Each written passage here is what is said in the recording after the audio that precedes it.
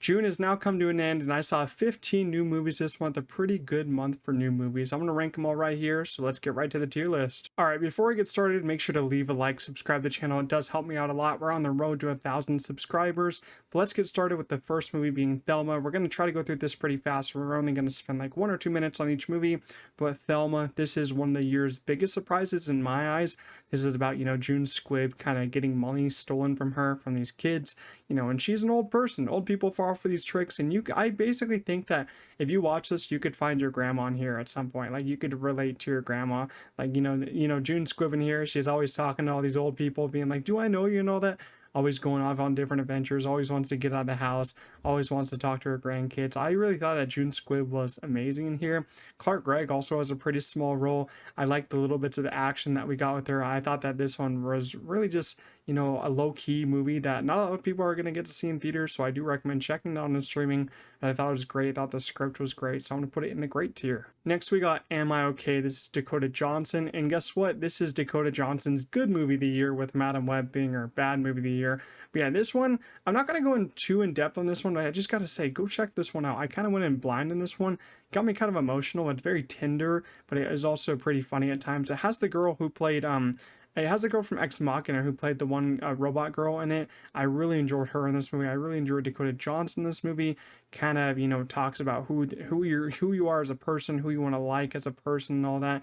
And I just thought, it was really handled well. It was really, really respectful movie, I would say. So I really enjoyed this one also. It doesn't really reach those great tiers. It does still feel like a streaming movie, which kind of sucked, but I did like all the performances, so I'm going to put it in the good tier. Then we got Tuesday. This is a new Julia Louis-Dreyfus A24 movie. This kind of discusses themes of death, dying and all that, letting a person that you love go. And this is kind of like a bird embodying death, like a parrot. And I didn't like this one. I did not like this one a lot. I see some people really enjoying this one. I just thought that it didn't really work for me. I thought it just gave me a headache through its, how long is this one? Like 2 hours, I think. It felt really long, and it just gave me a headache. So I don't think that means that I liked it. It just means that I didn't like it. And I thought that, Julia Louis-Dreyfus was pretty good, but I thought just the script was really bad. Like, I didn't like the little girl. I mean, maybe she's not little. She's like a teenage girl who's about to die in this one. I didn't like her. I thought that her character just was really not that great. The parrot kind of just actually kind of freaked me out. I was like, this is a little freaky for me. And just the, how it discussed death didn't really work for me. So I'm going to put Tuesday in the terrible tier. First terrible movie of the month, but I know a lot of people did like it. Then we got Ultraman Rising. This is like the first Ultraman movie that I've ever seen. First ever Ultraman thing that I've ever seen. But this is like a Netflix streaming movie. I thought that this one was it's decent. It's okay, because I do like the main character and his like kind of baseball journey, how he's playing baseball, and like how he lost his dad and all that. I did like his relationship with his dad and with his mom in kind of the beginning. And then he kind of starts fighting monsters and all that. I thought the animation was really cool at specific moments during the action sequences in particular. The other animation of just being like them walking around wasn't that great in my opinion. I thought the action sequences were handled well though. This little kind of monster baby kind of attaches to Ultraman. Thought that plot line was just, it was just all right. It just feels like something I've seen before. But I did like, the last, 15-20 minutes. I feel like my favorite parts here were the beginning and the end. The middle was just all right. So I'm going to put it in the okay tier. Next up, we got Trigger Warning, which is another Netflix exclusive movie, Netflix streaming movie. This one is Jessica Alba kind of like returning to acting, because I think that she's been gone from acting for a while because she was handling her own business. And her performance here is decent. I never really thought that she was like a terrific actress as a whole, even though I did like her in the Fantastic Four movies. This movie though, it didn't do anything for me. It's just another one of those action movies that Netflix has that you just can't remember like 2 days after watching, and I watched it like a week or two ago, so I can't really remember a lot. The action sequences are kind of ridiculous. The one guy in this movie's name is Elvis, and he's like, and one of the other guys, when he leaves the building, he's like, Elvis has now left the building. And I'm like, really? That's all you could think about when writing your script, is naming your character Elvis? And, it's just a classic revenge story where you can easily guess who did everything, who's behind her dad's murder and all that. You can easily guess who did it. But Jessica Alba, I feel like if she wasn't in this, it'd probably be pretty unwatchable. But I think she did make it at least a little watchable. But it's still a bad movie. Let's just say that. Then you got the Bikeriders. This is Jeff Nichols coming back here, and I actually really enjoyed this one. I don't feel like it's as great as some people are thinking it is. It's just, it's kind of like a vibe. It's a vibe to go in here. It's kind of like a dad movie, just like another movie we're gonna get to later in here. But yeah, I like the performance in here a lot. I think those are the true selling point of the movie. You're bringing in Tom Hardy, Austin Butler, Jodie Comer, so those are the true selling points, and I think they all really sold the movie for me. Austin Butler, Tom Hardy, easily the best people in the movie for me personally. Tom Hardy kind of plays the leader of this biker gang, and I thought he was pretty menacing. He really took charge, and you really see him as that kind of leader. I kind of like this Tom Hardy more than the comedic Tom Hardy in the Venom movies, so I'm happy we got more of that.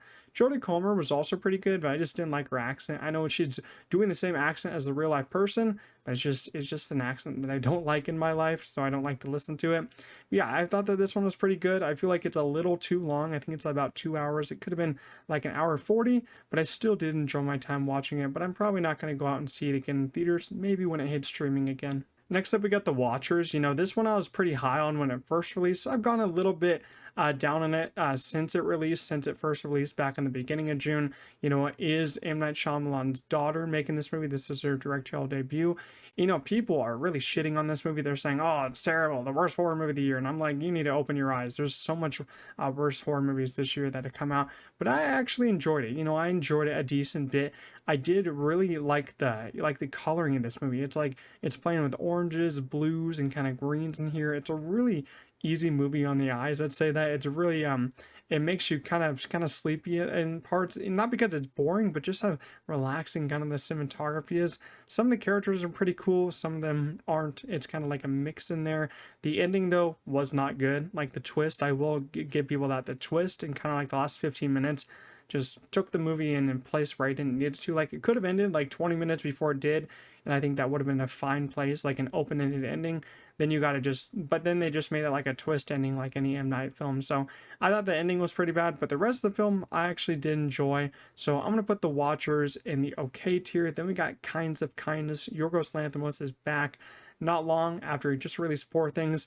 And you Poor Things fans might be wondering, is this one accessible like Poor Things? And I'd say no, it's not. It's a very it's not accessible because this is Yorgos back in his like weird era, and this is an anthology. So you got 3 stories in here with the same actors playing 3 different roles. And I will say Jesse Plemons was the MVP of this film. This is the best I think he's ever been. I think that he should get some awards consideration, maybe an Oscar nomination for this one. He was terrific here. He made me laugh so much. Emma Stone is also really excellent here, but she's not really the main star of this one. I think Jesse Plemons is easily the main star. I thought they both played well off each other though in these specific stories. These stories I will talk about for a little bit. There's 3 of them. I feel like they do get worse. I like the first one the best. Second one's pretty great. Third one's just okay. I don't think any of them are bad, but I just think the third one takes a big dip quality wise for me to really care about it.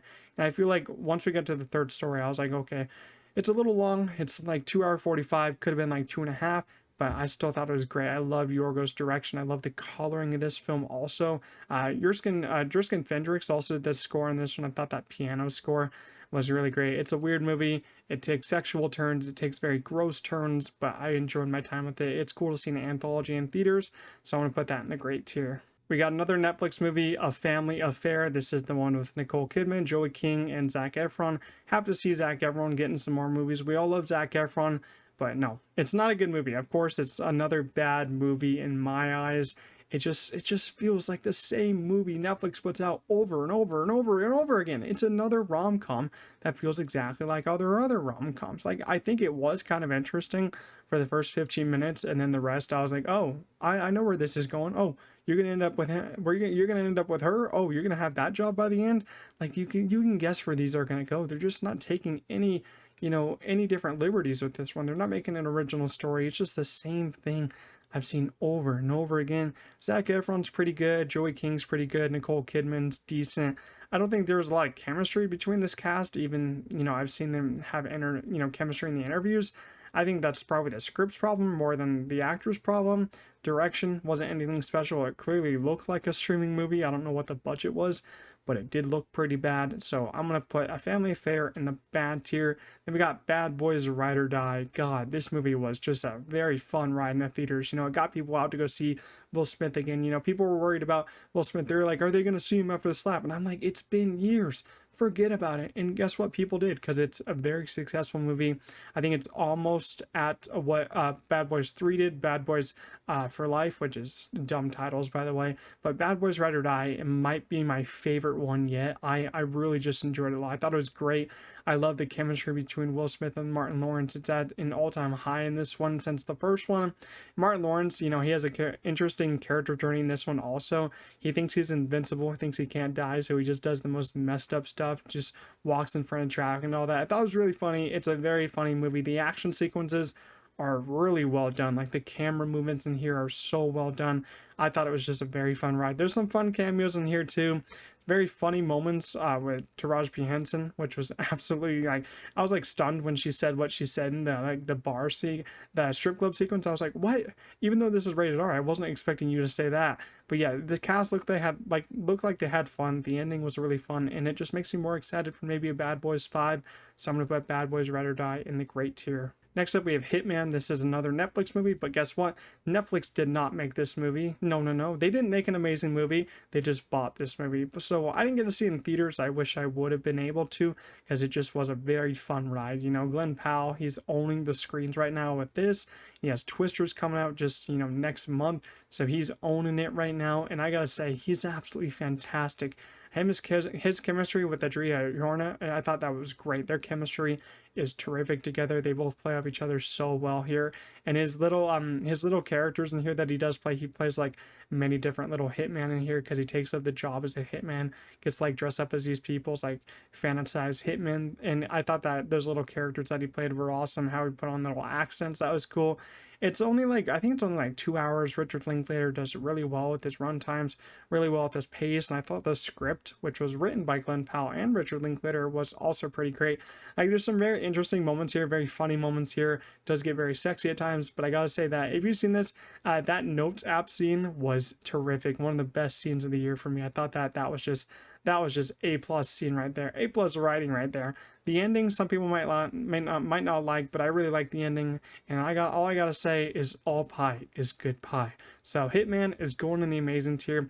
Then we got The Exorcism. This is Russell Crowe in another Exorcism movie. And guess what? This is not a sequel to The Pope's Exorcist. This is just another movie. It's not even connected to that movie, which is weird, because when I went to the movie theater and said I was going to go see this to an employee, they were like, oh, is that a sequel? And I'm like, no, it's not connected at all, which is crazy. How is it not connected? It feels so connected. The posters are literally almost identical, but I gotta say, it is bad. It is so bad. It's worse than The Pope's Exorcist. This is kind of like The Fall Guy. They're making like a movie inside of a movie, and you know, Russell Crowe's character does get like, you know, possessed by this like demon and all that, and he's like going insane here. And you know, I thought he was okay. Russell Crowe's pretty good in anything that he does, but I feel like he just shows up in these bad movies for a little bit of paycheck. It's not scary, and you know, specific sequences here, I just started laughing just because of how terrible it was and how terrible it looked. I was like, come on, guys. We've done this before with the, you know, Exorcist Believer. It's not good. Don't keep trying it. These Exorcist movies need to go. So the Exorcism, it's going in the terrible tier. Next up, we have Inside Out 2, and this is another great Pixar movie. I know a lot of people saying this is Pixar's return to form. I think they've already been in form, you know, with like quality-wise, because Elemental was pretty good, Luca's pretty good, Soul was amazing, but this is their return to form in box office numbers. Because if you look at the box office, this movie's doing numbers. It's going to become another billion-dollar movie. You know, animated movies don't make billion usually, so I think this is only going to be like the 7th or 8th one to do so. I think it's going to end at like 1.4, 1.5 billion. It's going to make so much, be one of Pixar's, you know, biggest earners. I think maybe it could be their #1 highest grossing movie worldwide. Who knows? I forget what their #1 movie is, but Pixar is owning the screens right now. Everyone's just going to go see this movie because, you know, it's a children's movie. If you put out children's movies in summer, you know, parents are going to take their kids to that because they need to get their kids doing something, get them out of the house. And this one's going to make a lot. Despicable Me is going to make a lot, but I did really enjoy this one. I loved how it tackled anxiety. I thought Maya Hawke did really well playing that character.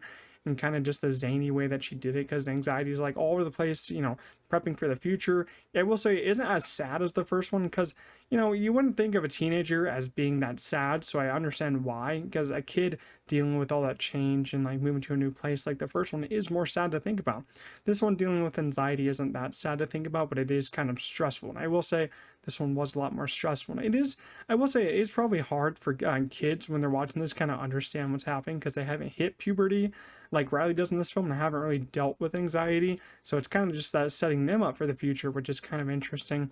And, animation looks so much better than the first one. Like the close-ups of these emotions, you could see like the little particles moving inside their fingers. I thought that was really interesting. I thought the ending was really well handled here. I thought the panic attack scene was also really well handled. I know a lot of people are tired of it. It's normal part of life, so you got to accept it in your movies. But I thought it was great, so I'm going to put it in the great tier. Next up, we have a Horizon, an American Saga, Chapter 1. Very long title, but I gotta say, this one shocked me. If you haven't seen my review, it's out on the channel. This one I had no expectations for, because I don't watch Westerns. I don't usually like Westerns, but I went into this one, was like zero expectations. I came out of it, and I was like, damn, I really did like that one a lot. I thought it was great. I enjoyed my time with it. I will say, though, it is too long. It is too long. There are too many groups that you're going to follow in this movie. It does get kind of confusing, and it's kind of, paced like a TV show, I'd say. I think this was originally meant for a TV show. It's kind of like interesting how they do it. But I was still entertained for all 3 hours, even though I did think it was too long. And Kevin Costner, this is kind of his baby. He's directing. He put his own money in this one, so I do respect him for that. He has a 4-movie plan here. I don't know how long the other ones are, but it's like a 10 to 12 hour kind of epic here, Western epic, which is really interesting. And I gotta say, at the end of the first one, if you go see it, they do play a little trailer for the second chapter, and it has me even more excited, because you have the introduction already out the way, so you're gonna get right into that journey when you hop into the second one in August. And I can't wait to go see the second one. I do recommend checking this one out on streaming and theaters. If you do get a chance, it is 3 hours. But if you get a chance on streaming, I will say what I like about this one is that you can kind of pause it at any time, because as I said, it does take place with a lot of different groups, a lot of different people that you're following, so it does kind of feel like a TV show. So I would say that you can pause this. It's not kind of like any other movie. It does kind of feel like a TV show. Kevin Costner, though, he only shows up like an hour in, and he isn't even the most interesting character, which is kind of funny to say. I thought he was going to be like the really main character. I feel like Sam Worthington was my MVP here, and he didn't get a lot of attention outside of the Avatar movies. Thought it was great. Thought this movie looked beautiful, shot on location. It just made me kind of relax to just watch a Western, just kind of watch it all play out. So I really enjoyed it. So I'm going to put it in the great tier. Last movie we have is A Quiet Place Day 1, the prequel to, of course, the first 2 Quiet Place movies. The review is now on the channel, and I really enjoyed this one also. It's a very consistent franchise. Let's just say that the Quiet Place movies are very consistent, and this one is no different. I really did enjoy this one. I enjoyed the direction of this one. Michael Aronofsky, I think, directed this one. He directed Pig, so this is a big step up for him budget-wise.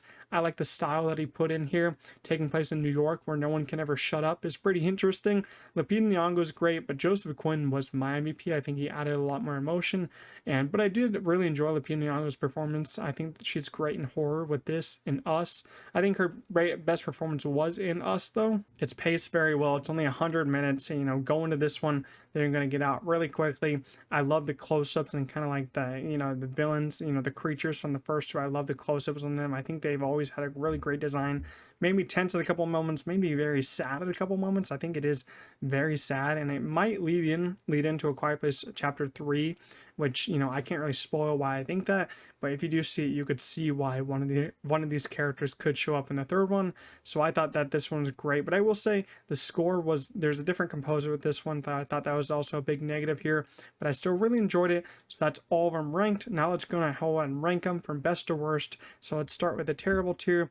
I think the Exorcism was worse than Tuesday. The bad tier, I'm going to put Trigger Warning in front of A Family Affair. I think that just looks a little bit better. The okay tier, I'm going to put Watchers ahead of Ultraman Rising, just because I liked how it looked, a lot more like the vibes of it. The good tier, I'm going to leave it like that. I liked Am I Okay a lot more. I felt like it really discussed its themes very well. The great tier, we got a lot of great movies this month. We got a lot of great movies everywhere this month, but the great tier, we had a lot of great ones. First, it's going to be a surprise. I'm actually going to put Bad Boys in number 1. I just love that movie. I loved how it felt. That was very funny. Then we're going to go Inside Out. Then I would probably do Thelma next, and then I'd do A Quiet Place, Kinds of Kindness, then Horizon. But they're all really great. And then Hitman stands alone in the amazing tier. I think it's in my top 5 of the year. Really enjoyed Hitman. Really enjoyed this month as a whole. There's a lot of great stuff in theaters right now. A lot of great stuff on streaming to go check out. So go check those out. Next month, we have a lot of good stuff coming out. I do have my video dropping in a couple days for what's coming out in July. So be on the lookout for that. But leave your rankings down below of all the movies you watched in June. If you enjoyed my video, make sure to leave a like, subscribe to the channel. I'll see you guys in the next one. Peace out.